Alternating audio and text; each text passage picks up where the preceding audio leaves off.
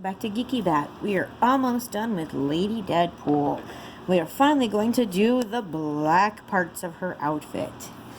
So in a previous video, I realized that I messed this part up. This is actually supposed to be black, like her shoulder over here. So very quickly, I'm going to go ahead and coat that over with a dark gray. Usually with our alcohol-based markers, the grays are done in gradients by a percentage and by a specific kind of gray color family. So you have colors like warm gray, cool gray, blue gray, and green gray. This should be a cool gray at 60%, and it is a Prismacolor marker. There we go. We're going to go ahead and coat that real quick with our gray, which will allow it to become black shortly. I'm going to go ahead and do the other shoulder right over here. Now, I know we went over the lines into these areas quite a bit in previous videos, and the reason I wasn't worried about that is because black is so dark, you won't even see it. So here in her face mask, there's quite a bit of coloring outside the lines, but once I have laid down my flat gray, you won't even be able to see it. Awesome. So the final video in this series will probably be just me going through and showing you how I fix all of the little mistakes that I have made throughout the process. I am not as careful as I probably should be, but I don't mind so much because I've learned a lot of cool techniques to be able to hide when I do make mistakes, or to turn them into something else along the process. There's very, very rarely that I actually have to stop and completely restart a piece of artwork or throw it away. I always try to recycle because art paper is not cheap, and I just don't like throwing things away. I feel like there are a lot of opportunities that get missed when we just give up and throw things away. So what I do if I'm really frustrated with something is I'll just put it away, set it aside for a little while, and go do something else. I'll come back to it in a few days and see if I really want to work on it again. And usually I have a clearer picture of what I want to do, or I can change something and keep going with it. So some days you draw and color really well, and other days not so much. It's just the nature of art. Alright, so we're going to go ahead and lay down our gray. And again, this marker is squeaking because it is getting low. And this is a slightly different marker than the Copics. These are not refillable, but they do have the nice brush nib, which is great for blending and shading. Alrighty.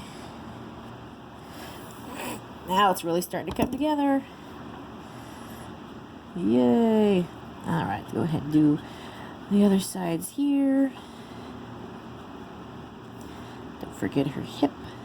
There we go. And I'm still going to do just a little bit of shading probably on my background to cover up where I've gone outside the lines on my different rainbow splatterings back there. We're going to bring down here and grab this part. Usually adding the flat base coats to everything, the flat colors, is the longest part of the process. Once that's on, we'll be able to do the shading. So I've had some people, both positive and negative responses for speed art videos where everything is sped up. But a lot of people have asked me to keep them in real time because they feel like they don't learn a lot from a speed video. Nobody's talking to you, it's usually just some music, and everything's going by so fast that you can't really even see what's going on or what techniques the artist is using. A lot of people use those speed videos because you can put out way more content faster. Already this commission has been, oh my goodness, 7 videos now? 7 or 8 now. And it will probably cap out, a little under 10, but it's a long series. But I do like being able to show exactly how I color, how everything is done, so that other people can learn off of it instead of just trying to see something fast forward and kind of going, I guess this is what happened. So you guys can comment down below if you like the slow and steady, or if you'd rather have a few speed videos thrown in there too. It's totally up to you. And again, I am trying to reach 100 subscribers so that I can start live streaming from YouTube so I can have live drawing videos and request videos and things like that. Alright, so now all of our flat colors are down. It's time to add the shading. This is the same color family. It's another cool gray, but this one is 90%, so it is very dark. So you have to be very careful when working with something that is pretty much almost black. But this is where I have fun, because I really like to make... Let's see if we can get a little closer here. I really like to make my black stuff like this kind of have that shiny, leathery look to it. And these brush nib markers are fantastic for that. This is a really fun part where we can really pick out a lot of our shadows and highlights just by using two colors. And we'll probably go back in with a little white gel pen at the very end to give it that really shiny look.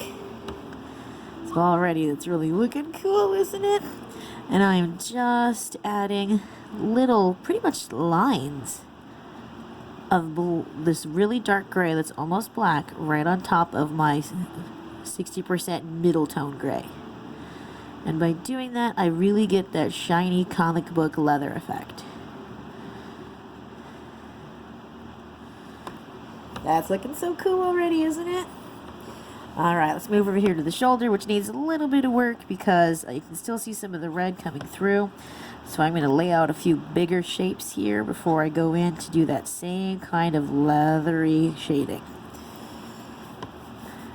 And I'm doing a little bit of muscle on her because she's a superhero, but I'm not going too crazy.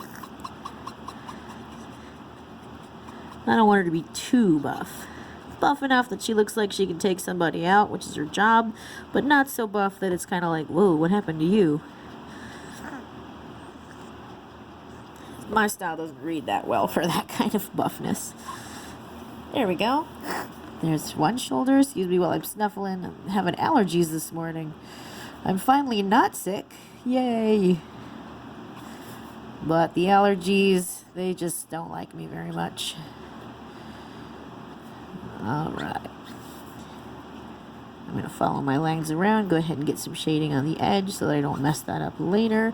You do have to be very careful with your black. You can see I'm taking a little bit more time than I have on some of my other colors because it is very hard to hide black. Even with all of my tricks, there's still no really good way to hide black. Now, when you're working with digital art, you pretty much don't have to worry about making mistakes. You can always go back and fix those. It's really not scary at all to do digital art. But I don't have the setup to show off digital art just yet. Hopefully I will soon. There we go. Because I do have an older Wacom bamboo tablet that I use that my best friend gave me, which I absolutely love. It is a lot of fun. I make all sorts of cool art with that. So at some point in the future, we will do some digital art videos. Talk about how we can use that in our art too. Because I usually scan and then color correct all of my artwork through my computer using Adobe Photoshop. And then I will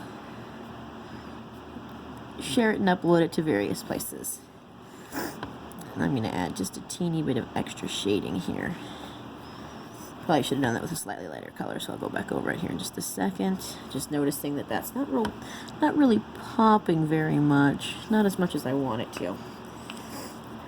The fun part about art is that you can just continually add to it and have fun with it. There we go. Bringing in some of that slightly darker. This is the 60% gray again.